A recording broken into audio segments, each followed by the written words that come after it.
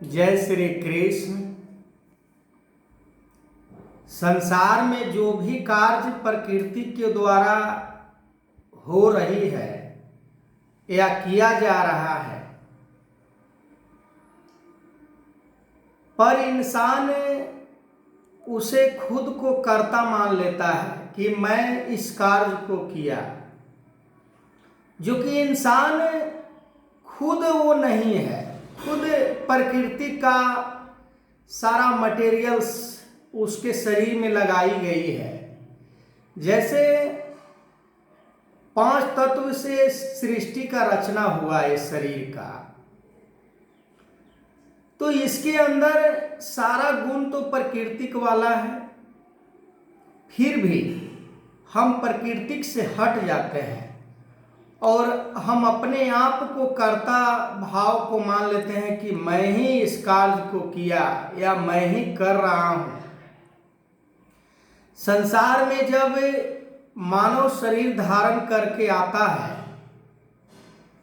प्रकृति के सहारा लेकर, तो केवल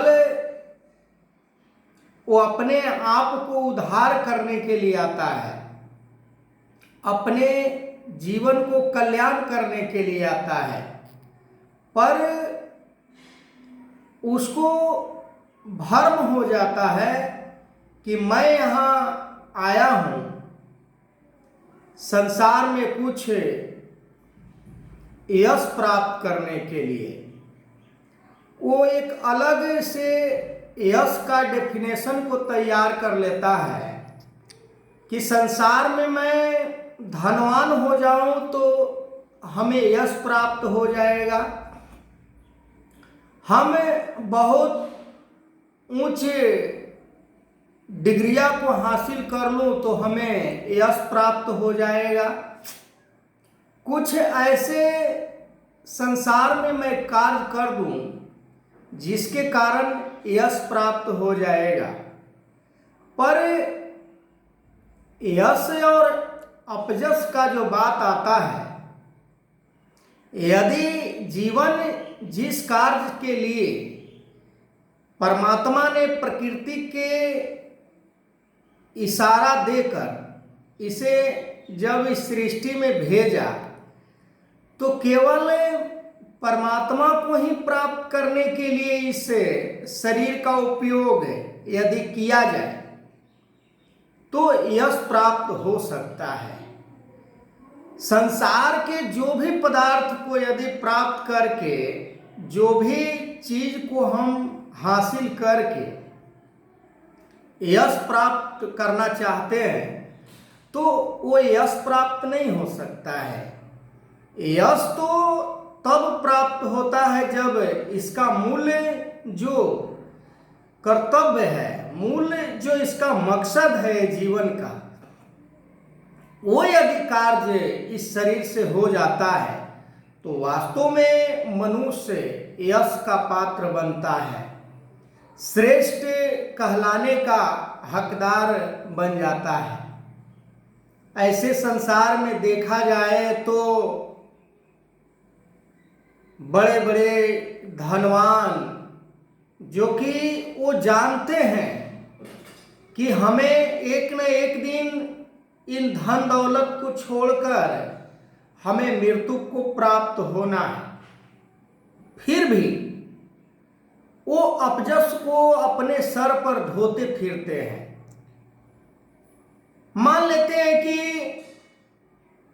सीमा से ज्यादा,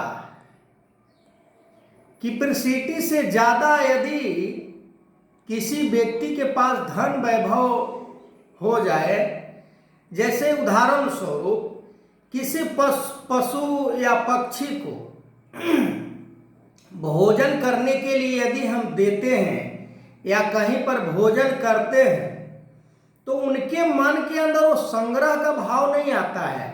यानी कल के लिए वो नहीं सोचते हैं कि कल भी हमें भोजन करना है, इसके लिए थोड़ा और हम यहाँ से लेकर चलते हैं। पर मनुष्य कल के लिए भी और उससे आगे के लिए भी सोच रखता है। वो क्या है?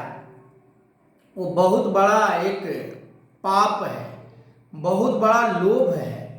लोभ भी, लोभ को यदि मापा और तौला जाए तो लोभ छोटा भी होता है और लोभ बड़ा भी होता है, पर सजा और गुनाह दोनों बराबर ही होता है। छोटा लोभ हो या बड़ा लोभ हो, पर गुनाहगार रूप में साबित दोनों एक ही बराबर होते हैं।